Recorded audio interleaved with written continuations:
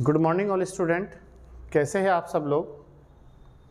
चलिए आप स्वस्थ रहे, अच्छे रहे, यही हमारी मंगल कामना है आप लोगों को। और मुझे पूरी उम्मीद है कि आप लोग कंटिन्यूटी के साथ अपनी पढ़ाई को आगे बढ़ा रहे होंगे और पढ़ाई को आगे बढ़ाने के साथ साथ आप प्रतिदिन रिवाइज कर रहे होंगे और प्रतिदिन रिवाइज के साथ साथ आप प्रतिदिन की जो हमारी क्लासें हैं उन्हें एक ईमानदारी के साथ अटेंड कर रहे होंगे। कर रहे हैं सब बच्चे ऐसा? जो बच्चे क्लास में बैठे वो भी ऐसा ही कर रहे हैं? चलिए बहुत अच्छी बात है, आप ऐसे ही करते रहे। और जो बच्चे हमें बाद में देखेंगे सुनेंगे वो भी अपनी कंटिन्यूटी के साथ क्लासों को बना के रखें। और सफलता का एक ही मात्र मूल मंत्र है, आप कोई भी एग्ज़ाम दीजिएगा, छोटे से छोटा और बड़े से बड़ा, कि आप लगातार कंटिन्यूटी के साथ मेहनत करें। कोई भी दिन आपका एंजॉय का दिन नहीं होता जब तक आपको सिलेक्शन नहीं मिल जाता। तो आप अपनी सफलता को हमेशा बना के रखिएगा और अपनी सफलता को एकाग्रता के साथ ध्यान में रखते हुए आगे बढ़िएगा। चलिए मैं आपका अपना टीचर गुलशेर गौड़, आज मैं आप लोगों के लिए लेकर आया हूँ हिंदी, जनरल हिंदी का। आज हमारा जो टॉपिक है वो है रस। इससे पहले जो हमने लास्ट क्लास हिंदी की थी वो हमने अलंकार का टॉपिक कंप्लीट किया था।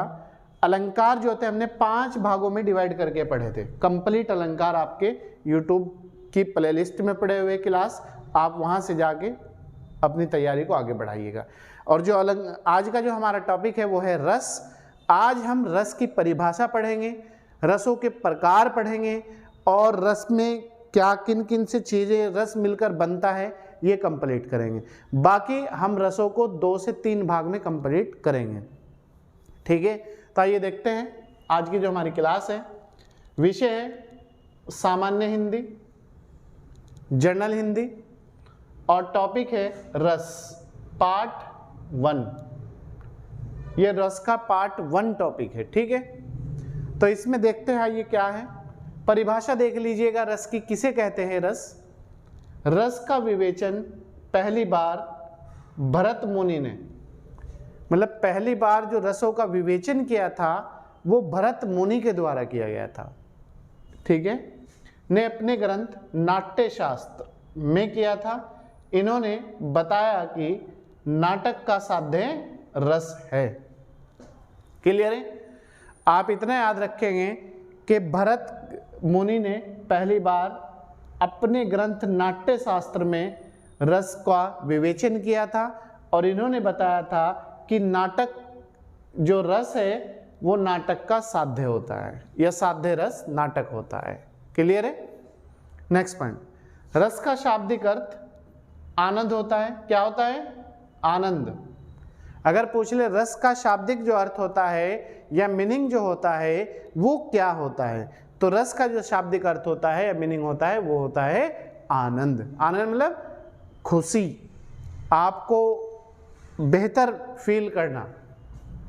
क्योंकि काव्य को पढ़ने या सुनने से जिस आनंद की अनुभूति होती है उसे रस कहा जाता है। क्लियर है? रस का शाब्दिक अर्थ होता है आनंद, क्योंकि काव्य को पढ़ने या सुनने से जो हमें खुशी या आनंद मिलता है या अनुभूति होती है उसे रस कहा जाता है। क्लियर है? नेक्स्ट पॉइंट, पाठक। पाठक कहते हैं पढ़ने वाले को, याद रखना। पाठक किसे कहते हैं? पढ़ने वाले को। और श्रोता किसे कहते हैं? सुनने वाले को। पाठक या श्रोता सुनने वाले के हृदय में स्थित स्थायी भाव ही, जो पाठक है जो पढ़ के सुना रहा है और जो श्रोता है जो सुन रहा है।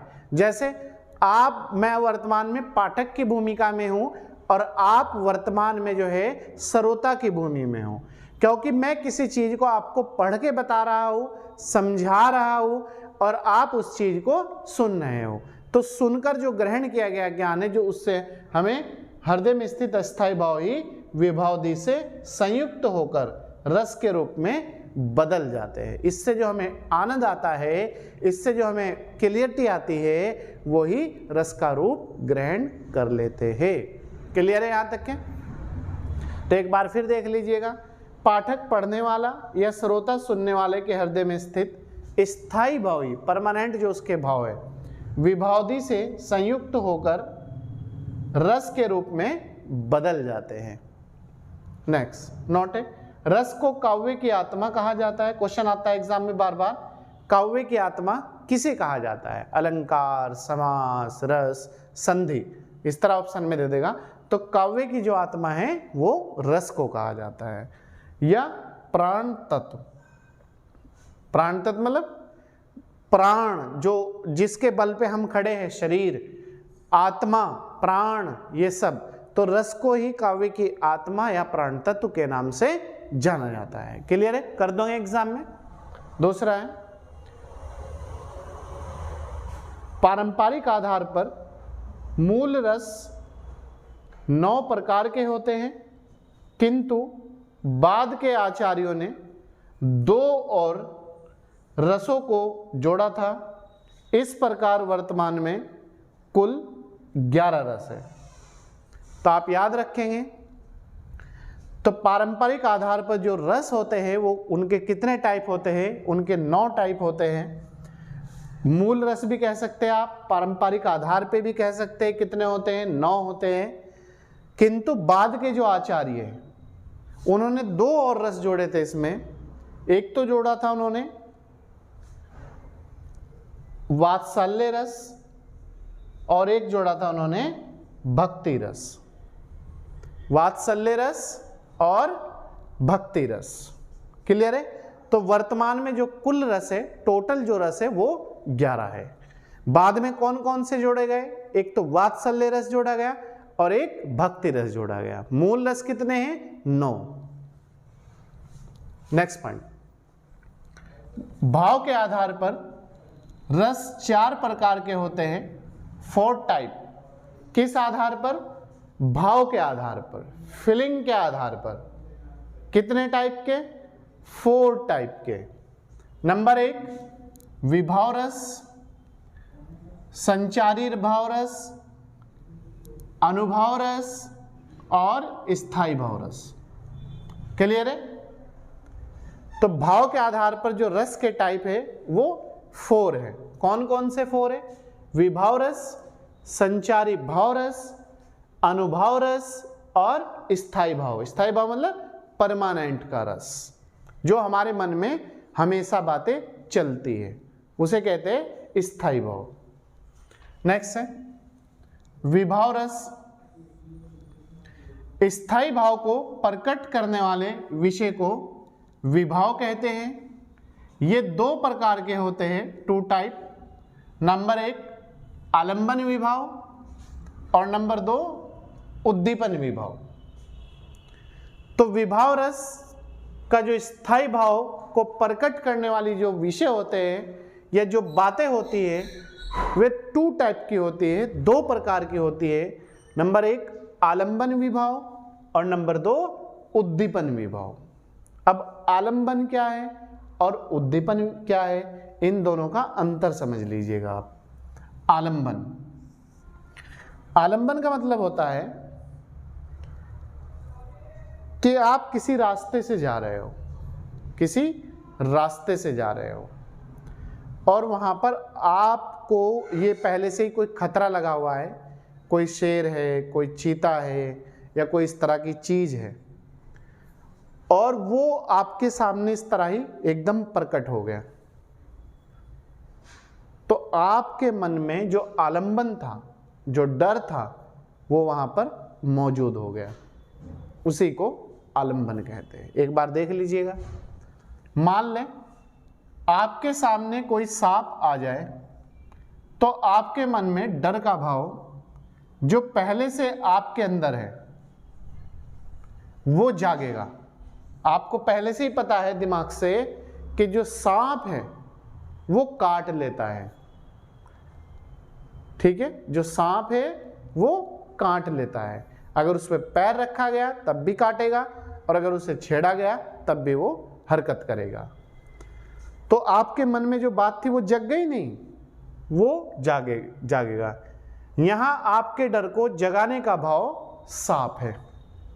ठीक है, सांप नहीं तो आपका डर फिर मौजूद कर दिया ना, आपके मन में पहले से ही था ना सांप है, तो आपका जो डर था वो क्लियर हो गया। जगाने का भाव सांप है। यह सांप आलंबन विभाव है, ये दो प्रकार का होता है। जो आलंबन विभाव है दो प्रकार का होता है, तो एक तो होता है आश्रय और एक होता है विषय। क्लियर है? आलंबन समझ गए? आप किसी रास्ते से जा रहे, आपके पहले से मन में है कि सांप है, शेर है, चीता है, हाथी है, लोमड़ी है, वो अगर मुझे मिल गए तो गलत हो जाएगा, मुझे मार देंगे, खा लेंगे या फिर मेरे पीछे भागेंगे, और वही चीज़ आपके सामने प्रकट हो गई, तो वो जो आपके सामने जो डर था वो क्लियर हो गया, उसे कहते हैं आलंबन विभाव। अब आलंबन जो विभाव है वो दो प्रकार का होता है, एक तो आश्रय होता है और एक विषय होता है। जिसके मन में स्थायी भाव जगता है वह आश्रय, और जिसके कारण स्थायी भाव जगता है वो विषय होता है। क्लियर है? जैसा सांप है, सांप जिसके मन में स्थायी भाव जगता है, जैसा आपके मन में पहले से था कि सांप काट लेगा, लोमड़ी मार देगी, चीता खा लेगा, ये सब, ये क्या है आपके मन में पहले से स्थायी भाव था, वह आश्रय, और जिसके कारण स्थायी भाव जगता है वो विषय होता है। तो जिसके कारण स्थायी भाव जगा आपके मन में वो सांप है, तो सांप यहाँ विषय हो गया, और जो डर है आपका वो आश्रय हो गया। क्लियर है? कोई डाउट? नेक्स्ट है उद्दीपन विभाव। किसी भी वस्तु या चीज से डर का बढ़ना उद्दीपन विभाव कहलाता है। जैसे आपका सांप को देखकर, हाथी को देखकर, शेर को देखकर, चीते को देखकर आपका डर जैसे ही बढ़ता है, आपकी धड़कनें तेज होने लगती है, आपको ये होने लगता है मैं अब कहाँ जाऊं, तो वही आपका उद्दीपन विभाव होता है। क्लियर है? कोई डाउट यहां तक? इसके बाद नेक्स्ट पॉइंट हमारा अनुभव रस। दूसरा हमारा जो इसमें वो है अनुभव। अनुभव रस किसे कहते हैं या अनुभव क्या है रसों में? आलंबन की चेष्टा को अनुभव कहा जाता है। किसकी? आलंबन की। आलंबन अभी पढ़ाया मैंने तुम्हें, उद्दीपन पढ़ाया की चेष्टा को अनुभव कहा जाता है। उदाहरण के लिए सांप का सामने आना, जैसे आपके सांप आप जा रहे थे, आपके सामने सांप आ गया था तो आपका अनुभव हो गया था, क्योंकि आपको पता था कि सांप काटेगा, अगर सांप मिल गया तो आपके मन में जो अनुभव था, जो आपको पहले से एक्सपीरियंस था उस चीज़ का, उसे कहते हैं अनुभव। सांप को देखकर आपको डर लगना, धड़कनें बढ़ना, और भी मतलब जो डर का भाव होगा वहाँ पर, वो जो आपका अनुभव था, जो एक्सपीरियंस था, उसे कहते हैं अनुभव। क्लियर है? और क्वेश्चन अगर आ जाए कि आलंबन कितने प्रकार का होता है, तो आलंबन 4 प्रकार का होता है। कितने? 4 टाइप। नंबर 1 सात्विक। सात्विक जो है आपका, इनकी संख्या 8 है। ये मानसिक अनुभव होता है, जो हमारे मानसिक फीलिंग होती है, जो हम दिमाग से सोचते हैं किसी चीज को, उसे कहते हैं सात्विक अनुभव, और ये मानसिक अनुभव होता है। इनकी संख्या टोटल 8 होती है। दूसरा इसमें आंगिक। आंगिक अनुभव, अंग से चेष्टा करना, मतलब जिस तरह हम किसी चीज से अंग से सोचते हैं कि चेष्टा करना, जैसे भाग जाना, किसी स्थान से भाग जाना, उसे छोड़कर चले जाना, मारना, किसी को मारना, या कोई चीज़ मार देनी, या कुत्ते को, बिल्ली को मार देना, तो वो होता है अंग से चेष्टा करना, उसे कहते हैं आंगिक अनुभव। तीसरा है वाचिक। वाचिक कहते हैं बोलकर, जैसे किसी को कोई, जिस तरह मैं हूँ, मैं आपको कोई समझा रहा हूँ ना, तो मैं जो है आपको वाचिक अनुभव के माध्यम से आपको बतला रहा हूँ। तो बोलकर या फिर चिल्लाकर या धीरे से या गाली गलौज करके, इस तरह की जितनी भी घटनाएं होती है वो होती है वाचिक। वाचिक मतलब बोलकर। तीसरा चौथा जो है आहार्य, वेशभूषा। आहार्य मतलब पहनना, ओढ़ना, खाना, पीना, वो सब चीजें इसी में चली आएगी आहार्य में, वेशभूषा में। हो जाएगा, कोई दिक्कत? नेक्स्ट है, तीसरा है संचारी भाव। वे भाव जो मन में संचलनशील अर्थात परिवर्तित होते हैं, जो हमारे मन में चीजें चलती है उन्हें कहते हैं संचारी भाव, उनको संचारी भाव कहते हैं। ये कुछ समय के लिए होते हैं और फिर लुप्त हो जाते हैं। इतना याद रखना, अगर एग्जाम में पूछ ले संचारी भाव किसे कहते हैं, जो भी चीज़ें हमारे मन में मस्तिष्क में हम सोचते हैं चलती है, वो अस्थाई भी हो सकती है अस्थाई भी हो सकती है, लेकिन ये कुछ समय के लिए होती है, बाकी फिर ये समाप्त हो जाती है या खत्म हो जाती है, उन्हीं को कहते हैं संचारी भाव। क्लियर है? नेक्स्ट है, नोट है, संचारी भाव की संख्या 33 है, लेकिन रीतिकाल के कवि देव ने इनकी संख्या 34 बताई है। जो संचारी भाव है इनकी वैसे तो जो संख्या है वो 33 है, जो हमें जानकारी मिलती है साहित्यों से, हिंदी से, सब XYZ से 33 है, लेकिन एक रीतिकाल के जो कवि हुए देव, उन्होंने इनकी संख्या संचारी भाव की 34 बताई है। लेकिन जो आपके वेद है, जो हमारे 4 वेद है ना, ऋग्वेद, सामवेद, यजुर्वेद, अथर्ववेद, उनमें भी संचारी भाव की संख्या 33 ही बताई गई है। पुराण है 18, जो हमारे पुराण हैं 18 पुराणों में भी संचारी भाव की संख्या 33 ही बताई गई है। काव्य में, जो हमारे काव्य हैं जैसे रामायण है, महाभारत है, इनमें भी हमारी संख्या संचारी भाव की 33 ही बताई गई है, लेकिन एक कवि है देव, उन्होंने 34 बताई है। नेक्स्ट पॉइंट हमारा स्थायी भाव। इसका अर्थ है प्रधान या मुख्य भाव। मानव मन में जो भाव स्थायी बना रहता है उसे कहा जाता है। ठीक है, इसका अर्थ है प्रधान या मुख्य भाव। मानव के मन में जो भाव स्थायी बना रहता है उसे कहा जाता है। जो हमेशा की चीज हमेशा बनी रहती है हमारे मन में, किसी ने अगर हमारे होश हवास में रहपट मार दिया तो वो व्यक्ति जब भी हमें दिखेगा और जब भी मिलेगा वो हमारे मन में ये होगा, चाहे उससे प्यार मधुर संबंध कितना हो जाए कि यार इसने फला टाइम पर मेरे मारा था। तो इस तरह की जितनी भी घटनाएं वो आपकी स्थायी भाव में जाती है। क्लियर? स्थायी भाव भी रस का आधार होता है, जैसे प्रेम, क्रोध, करुणा, आश्चर्य, उत्साह आदि।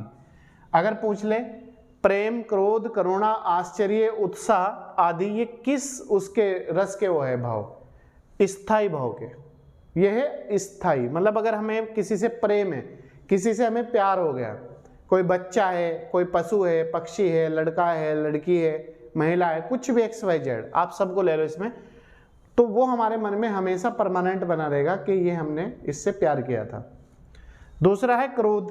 अगर हमें किसी पे गुस्सा आता है तो वो गुस्सा जो है हमारा परमानेंट रहता है। ठीक है। करुणा, आश्चर्य, कोई घटना एकदम घटने वाली आश्चर्यचकित घटना है, तो जब भी हम वहां से उस रास्ते से निकलेंगे तो हमारे मन में ये रहेगा कि यहाँ पर हमारे साथ इस तरह की घटना घटित हुई थी। उत्साह, कोई खुशी का पल है, जैसे आपको एग्जाम में आपने कोई एग्जाम दिया और आपका रिजल्ट सफल हो गया, आप रिजल्ट आ गया, तो आपको एकदम खुशी का महसूस होगी। तो उत्साह, वो पल हमेशा याद रहेगा कि क्या तो हमने खुद देखा वो रिजल्ट, या फिर हमें किसी ने फोन करके बताया कि आपका भाई IAS में सिलेक्शन हो गया, PCS में सिलेक्शन हो गया, या फिर आपका इस एग्जाम में सिलेक्शन हो गया। तो वो जो खुशी का पल होगा आपका उस समय, वो जो है परमानेंट का रहेगा, हमेशा के लिए रहेगा। क्लियर है? नेक्स्ट है विभाव। विभाव, अनुभव, संचारी भाव और स्थायी भाव से मिलकर ही रसों का आनंद होता है। अगर पूछ ले रस किन किन से मिलकर बनते हैं? विभाव से, अनुभव से, संचारी भाव से और स्थायी भाव से ही मिलकर रसों का निर्माण होता है। क्लियर है? कोई डाउट? नेक्स्ट है रस 11 प्रकार के होते हैं। रस के जो टोटल प्रकार है वो 11 है, लेकिन मूल जो रस है वो है 9। क्लियर है? श्रृंगार रस, हास्य रस, रौद्र रस, वीर रस, भयानक रस, विभत्स रस, शांत रस और वात्सल्य रस, भक्ति रस, करुणा रस और अद्भुत रस। ये है वो टोटल 11 प्रकार रसों के। जो मूल थे, भक्ति रस बाद में जोड़ा गया और वात्सल्य रस, ये दोनों बाद में जोड़े गए, बाकी सब ये मूल है। जो मूल है ना, इन भक्ति रस को छोड़कर और वात्सल्य रस को छोड़कर बाकी सारे मूल है, ये बाद में जोड़े गए थे, भक्ति रस और वात्सल्य रस। बाकी आपकी जो नेक्स्ट क्लास होगी उसमें मैं आपको रसों के वो बताऊंगा, रसों का स्थायी जो भाव होता है वो बताऊंगा, और फिर उससे आगे हम जो बढ़ेंगे वो रस कौन से रस में क्या है क्या नहीं है, ये सब चीज़ें हम उसमें देखेंगे। ठीक है, बाकी आप नेक्स्ट क्लास का इंतजार करिएगा। तब तक आप अच्छी तरीके से अपना ध्यान रखिएगा, और अगर कोई भी आपको समस्या है तो आप हमें कमेंट बॉक्स में कमेंट करके बता सकते हैं और कॉल भी कर सकते हैं। आप लोगों का स्वागत है। Thank you. चलिए, मैं आपका अपना टीचर गुलशेद।